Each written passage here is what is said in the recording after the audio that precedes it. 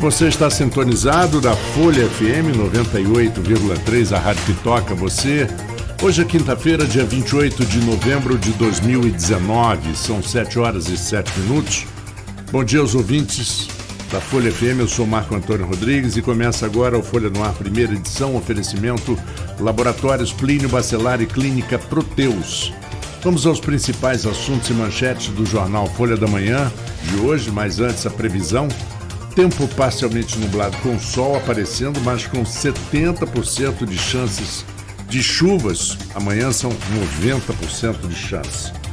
Máxima de 33 e mínima de 22 graus. No momento no centro, 22 graus. Gestante tem filho na rua após internação negada em Macaé. Ela disse que procurou o hospital público do município, mas teria sido orientada a voltar para casa. Marcada a segunda audiência do caso Cristiano Tinoco. Esperado em fevereiro, São João da Barra concede o título de cidadania ao vice-presidente Mourão. Ossadas encontradas em Manguinhos são atribuídas a escravos. O local é reconhecido pelo IPHAN como importante local arqueológico, sítio arqueológico. Em consequência das chuvas, mantimentos e água para quem está isolado. Pela Chequinho, novo recurso de Virgílio, Quelinho e Lindamara no STF. Constante alta do dólar que chegou a 4,26 em análise na planície. Os nossos ouvintes podem acompanhar as nossas transmissões através dos aplicativos de iOS, Android, também pelo Facebook, YouTube, em Folha FM 98,3, pelo nosso site folhafm98.com.br ou pelo site radios.com.br. No programa conosco o jornalista Arnaldo Neto, nosso convidado, o advogado e professor Andral Tavares Filho. Quanto tempo, né? Que a gente se conhece e pouco tempo que a gente não se vê também. Mas, de qualquer forma, daqui a pouquinho vai ter um papo aqui muito animado, muito interessante. Arnaldo, bom dia para você. Que situação desagradável essa situação da gestante em Macaé, né? Para começar nossos comentários aqui. Bom dia, Marco Antônio, bom dia, Andral, Beto, bom dia, ouvinte da Folha FM. Essa situação, ela aconteceu, estava até passando agora também no RJ, no Bom Dia RJ da Inter TV. Ela aconteceu na terça-feira, né? A Thaís, que é a mãe, ela foi buscar atendimento no HPM, o Hospital Público de Macaé. E chegando ao HPM, segundo o relato dela, a médica fez o procedimento padrão, foi constatar a dilatação, estava 3 centímetros de dilatação, mandou ela de volta para casa. E quando ela volta para casa, ela tem o filho na calçada da casa. É a situação realmente que chama muita atenção. E a imagem desse parto, foi feita desse parto na calçada, na rua, em Macaé, ela acabou viralizando. E por isso ganhou repercussão, como eu falei. Hoje a manchete da Folha da Manhã estava passando agora há pouco no Bom Dia Rio, da Inter TV, e ganhou uma repercussão muito grande nas redes sociais. A Prefeitura de Macaé foi contestada quanto a isso, né, já foi consultada para saber a versão da Prefeitura, e informou apenas que abriu uma sindicância para apurar, na verdade, os fatos. Vamos ver o que vai acontecer a partir dessa sindicância, porque o resultado dessa sindicância interna vai ser encaminhado ao Ministério Público Estadual, que com certeza aí vai dar continuidade a essa investigação. É um caso que chama atenção, mas não é o primeiro, não é o único dessa questão de atendimento a mulheres. Eu tenho um pessoal conhecido, uma amiga minha que passou por uma situação muito delicada aqui em Campos também recentemente. E nem sei em que pé ficou, porque iam denunciar, mas não sei como que ficou. E tem vários relatos nesse caso de atendimento, que esperam até o último momento. Tem muita coisa que é denunciada em relação a trabalho de parto.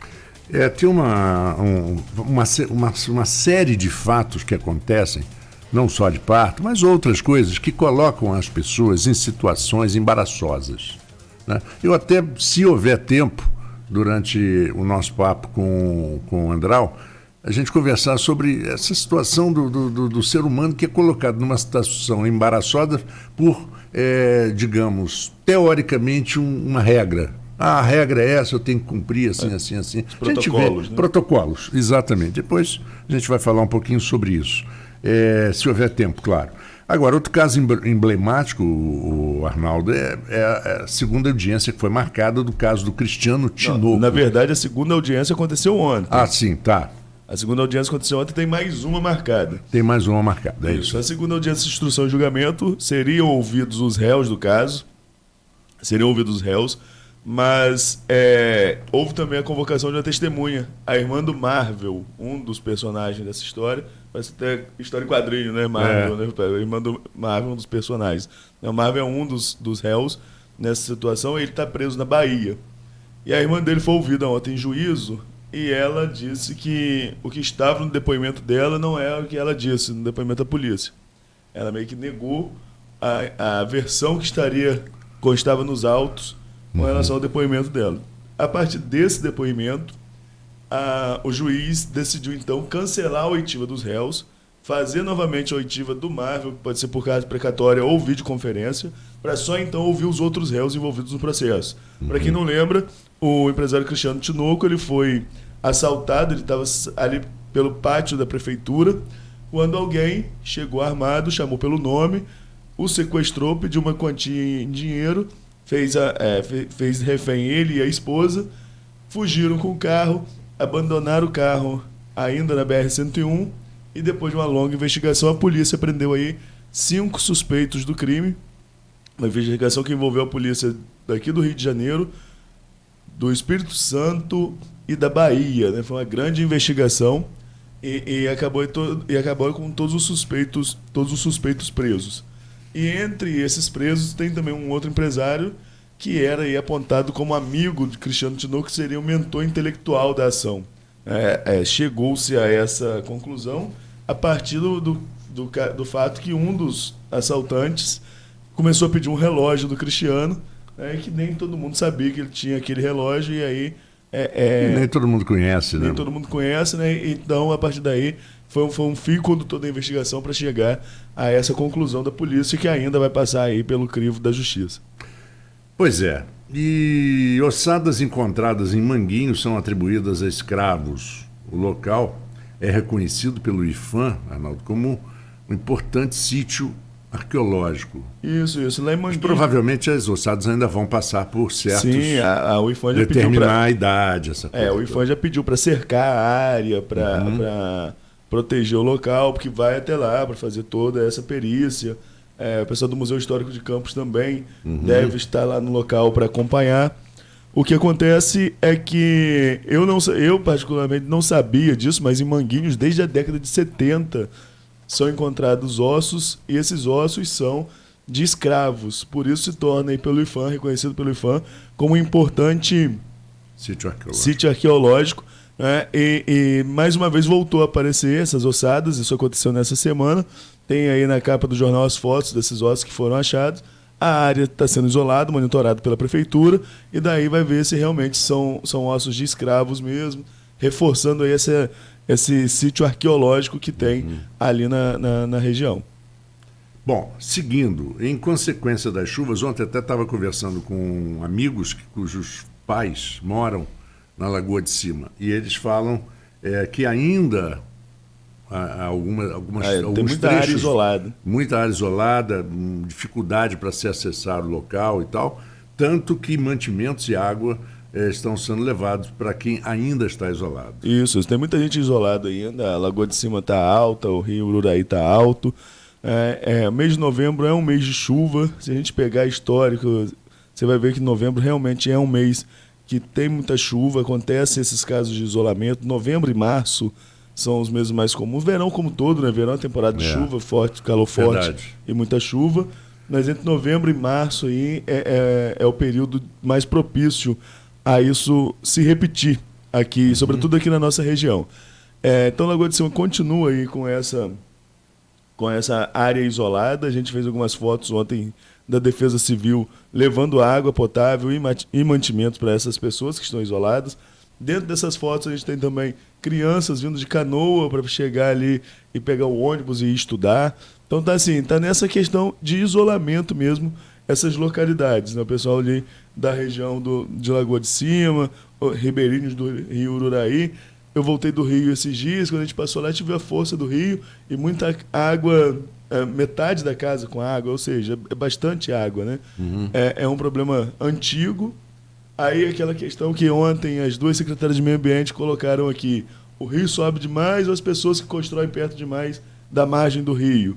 Tem essa questão também, mas é uma questão social muito forte e não é só aqui, qualquer lugar tem isso. Você mesmo lembrou a questão das encostas, por exemplo. Pois é. Né? É um fato recorrente no nosso país, as pessoas irem invadindo ou ficando mais próximos de locais de risco porque não têm acesso a outro tipo de moradia. Campos, por exemplo, a gente fala muito do governo passado, dos erros na gestão de royalties, mas tem um acerto, ou que seria um acerto, foi o programa Morar Feliz, que acabou com muitas dessas casas que ficavam ali na chamada favela da linha, ali na chegada, né, de Campos. Quem chegasse em Campos percebia e percebeu depois do desaparecimento de muitas casas. Infelizmente, isso favoreceu o tráfico porque houve uma distribuição de pessoas de forma desordenada, pegando pessoas envolvendo facções criminosas distintas e botando no mesmo local, e depois veio essa suspeita, né, recente que acabou prendendo o casal Garotinho,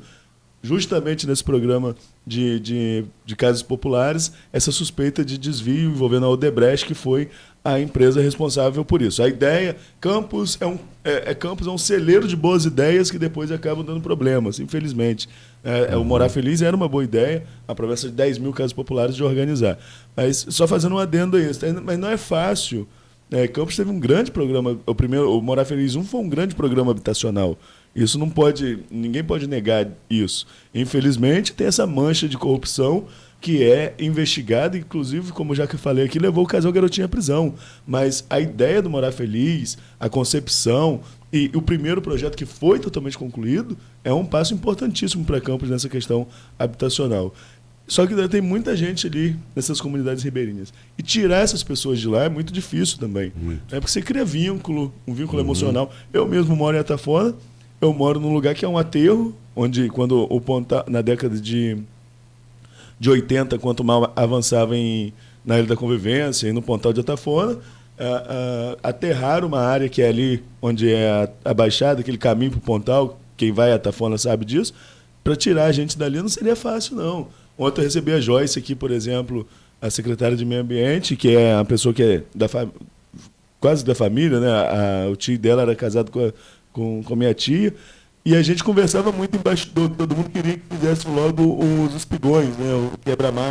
Os quebra-mares em espigões. Só que o que acontece? Para levar aquele monte de pedra para lá, ia ter que desapropriar uma área. Não ia ter como se colocar aqueles caminhões gigantes com pedra passando ali por ruas normais.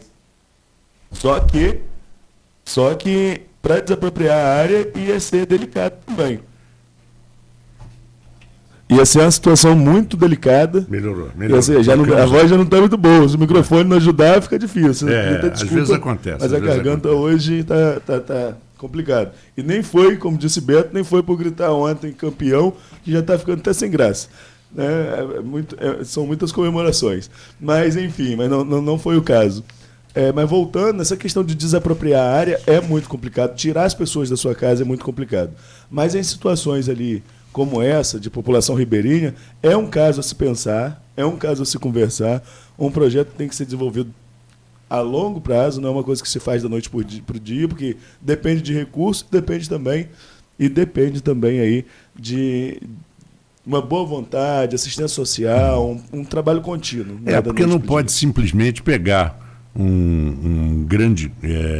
uma grande comunidade de pessoas e levar, por exemplo, para 40, 50 quilômetros daqui e não oferecer condições de infraestrutura, de transporte. A gente sabe disso, não é só aqui em Campos, é em qualquer lugar. Exatamente. Qualquer lugar do Brasil e do mundo. No caso do Morar Feliz, que a gente citou aqui como um bom exemplo até inicial, que foi o Morar Feliz 1, você tem ali uma comunidade, um grupo habitacional em que se não oferece uma praça, um comércio, Então vira o quê? Vira um blocão de gente morando junto, sem opção de lazer, sem opção de compra, sem opção de nada. Aí sem um hospital. O lazer acaba sendo não muito recomendado, as pessoas acabam criando seus puxadinhos. E aí é aquela história que a gente repete sempre aqui. Onde o Estado abre espaço, quem vai ocupar esse espaço normalmente é o tráfico, que está muito bem estruturado no país e não é de hoje. Muito bem, é isso aí.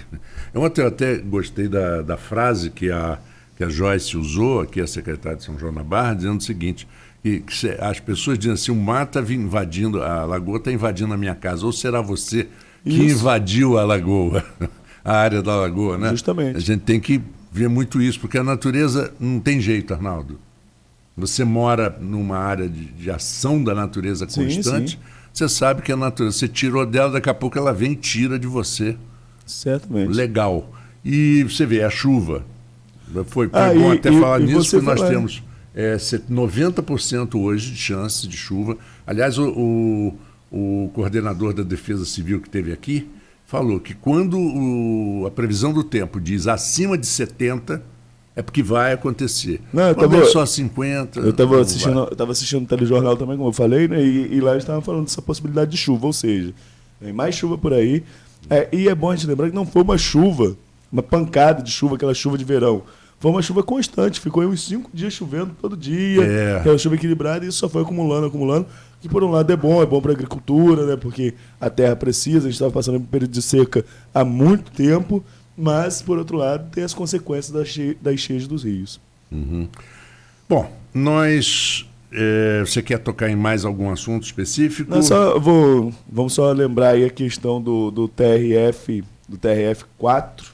O TRF 4 ontem manteve a pena, não só manteve a pena do ex-presidente Lula, como ampliou a pena, assim como aconteceu no caso do triplex do Guarujá. Então Lula está condenado em segunda instância no caso do sítio de Atibaia. Existia a possibilidade de uma anulação da sentença, a defesa esperava por isso, por causa de uma mudança de entendimento no STF com relação ao réu colaborador, no caso o delator, e o réu que não é colaborador, que o réu que não é colaborador, no caso Lula, não poderia fazer suas alegações finais antes de ter acesso às alegações finais do réu delator. Mas no entendimento do TRF isso não se aplica no caso do Lula, e o que acontece é que a condenação não só foi mantida, como foi ampliada. Só estou tocando nesse assunto antes da gente ir ao intervalo, né? Já são 7h23, só um pouco antes da gente ir ao intervalo, a gente começar, Andral, falando sobre esse assunto, essas mudanças de entendimento do TRF, como que os tribunais regionais acolhem isso e reinterpretam, que parece, sim, nesse caso específico, não que eu seja a favor do entendimento do STF, mas que se o STF firmou esse entendimento, por que não se aplica a esse caso especificamente, né? Porque cada caso é um caso com relação ao entendimento. E confunde todo mundo, né? Deve confundir vocês que são juristas e estão aí há muitos anos. Imagina a gente que só acompanha, né, esses desdobramentos. É muito comum a gente ouvir opiniões de pessoas especializadas, juristas, advogados e tal, de que o caso, por exemplo, do triplex, que o Maluf definiu como 3 BNHs, eram apartamentos assim, 3 BNHs um em cima do outro, né? Aquela do Maluf foi ótima. Mas muitos juristas, muitas pessoas muito equilibradas dizem que as provas são muito frágeis. Sim, sim. E que do sítio não, ao contrário, eram muito mais consistentes do que, se você ler, por exemplo... Eu falei isso aqui também já. Você falou isso, a Luísa falou isso. Eu escrevi sobre isso recentemente também. Porque o sítio tem muita coisa que mostra, né? Tinha... pertences do Lula que ficavam no sítio. A foto Jornal Nacional com os pedalinhos com o nome dos netos do Lula. Muita coisa. A foto na subida da escada dele é ótima. Então, tem muita coisa que evidenciava que ali seria um local dele, de uso contínuo dele, né? E já no caso do triplex, realmente é muita ilação e pouca prova concreta. Exatamente. E o caso aqui do que um dos desembargadores, né, um dos juízes do TF, são desembargadores, né? Desembargadores. Um deles fala assim, a coincidência das escrituras, das datas das escrituras e da amizade transferência do dinheiro do filho do Lula, ficou muito muito evidente. Porque, afinal de contas, né, para a gente ir para o intervalo, não existem só provas concretas, existem as circunstanciais também, né, que começam a cruzar os dados. Bom, nós vamos a um pequeno intervalo. Mais uma vez, um bom dia para você, ouvinte da Folha FM, que está ligado conosco. São 7h26. Daqui a pouquinho vamos conversar com o professor e advogado Andral Tavares. É Andral Nunes Tavares Filho, não é isso? É o nome completo do seu pai. Aliás, é um clone do meu querido Andral Tavares, muito parecido, né? Vamos ao intervalo, voltamos em instantes. Chegou a sua nova forma de andar em campo.